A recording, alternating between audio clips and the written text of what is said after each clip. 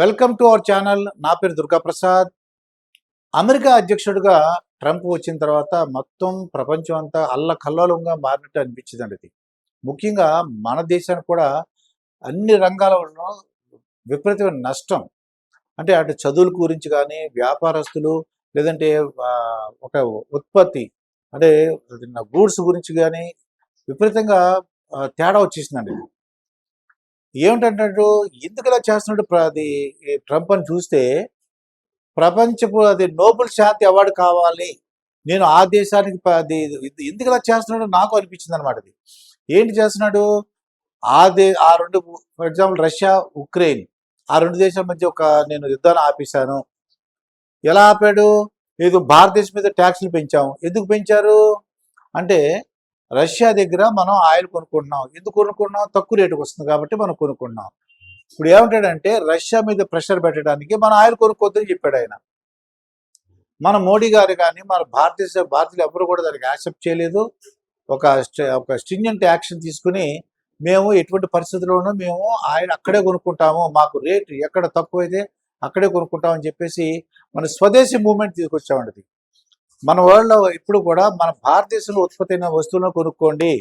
ఒక విధంగా ఏదైనా సమస్య వచ్చినప్పుడు అందరూ కూడా జ్ఞాపకం పెట్టుకోండి. ఒక సమస్య వచ్చినప్పుడు ఒక ద్వారం మూసిపోయింది అనుకోండి, ఇది భయపడకూడదండి.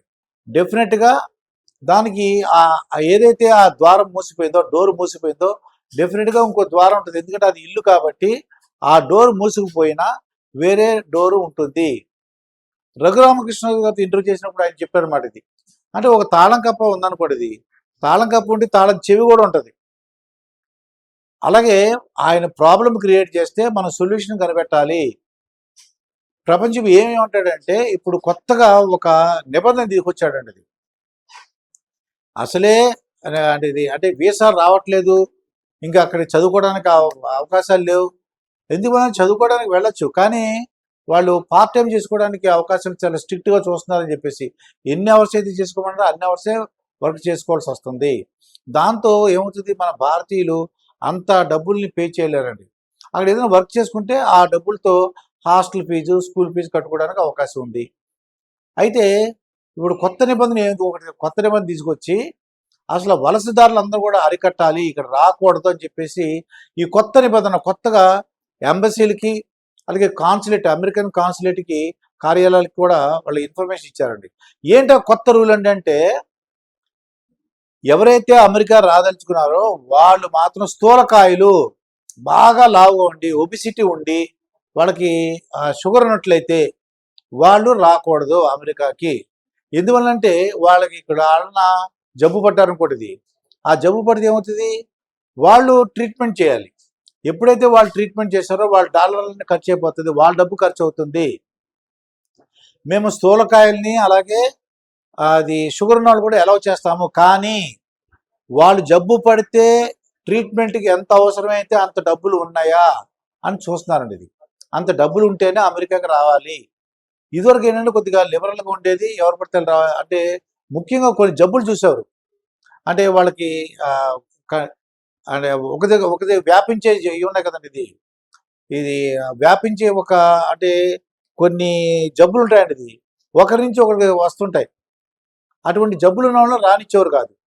ఇది షుగర్ కానీ స్థూలకాయం కానీ ఒక దగ్గర నుంచి ఒక దగ్గరికి రాదు.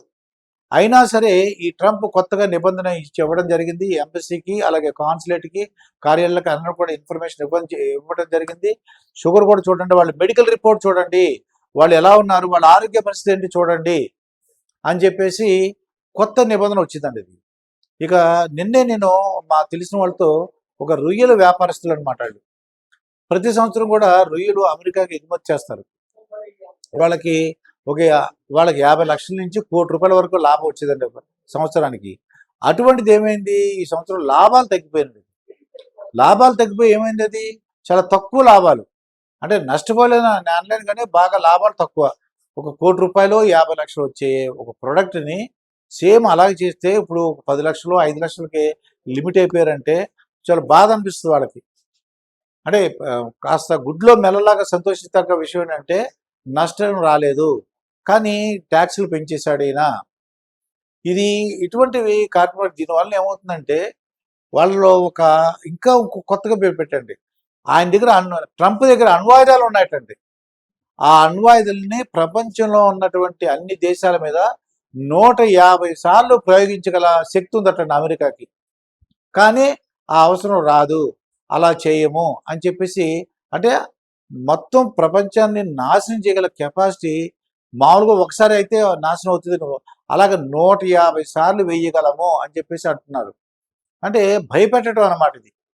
ఏదేమైనా సరే మన వాళ్ళు ఇది ఒక మంచి అవకాశంగా తీసుకుని ప్రజలందరూ కూడా విదేశీ వస్తువులను బహిష్కరించాలండి.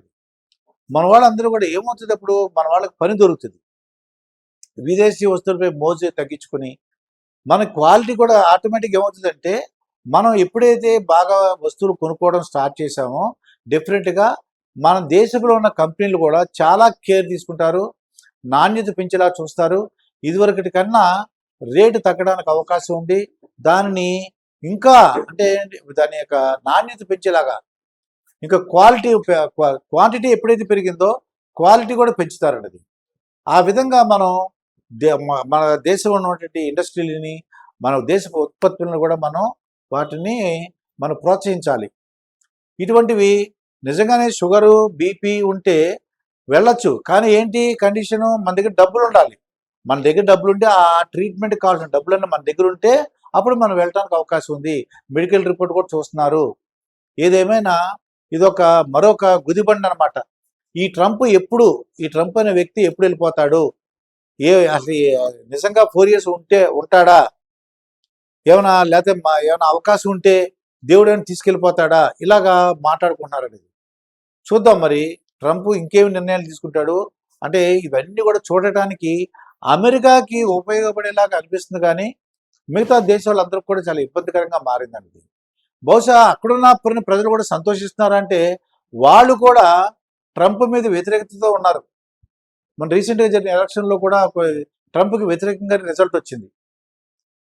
ఏదేమైనా ట్రంప్ ఏమైనా మారుతారేమో చూద్దాం. ఆయన ఏంటంటే నోబెల్ శాంతి అవార్డు గురించి ఒక కోరిక ఉంది. అది ఒక్కొక్కరికి ఒక పిచ్చి ఉంటుంది. ఈ పిచ్చి ఏంటంటే ఈయనకి నోబెల్ శాంతి అవార్డు పొందాలని వచ్చే సంవత్సరం గురించి ట్రై చేసుకున్నట్టు నాకు అనిపిస్తుంది. ఇంకా ఏమేమి కొత్త నిబంధనలు పట్టుకొస్తాడు, ప్రపంచాన్ని ఏ విధంగా ఇబ్బంది పెడతాడు, మరి అమెరికా ప్రజలు దీన్ని వ్యతిరేకిస్తారా, సపోర్ట్ చేస్తారా చూద్దాం. మరొక వీడియోతో మీ ముందుంటాను. మీ మాస్టర్ దుర్గా ప్రసాద్.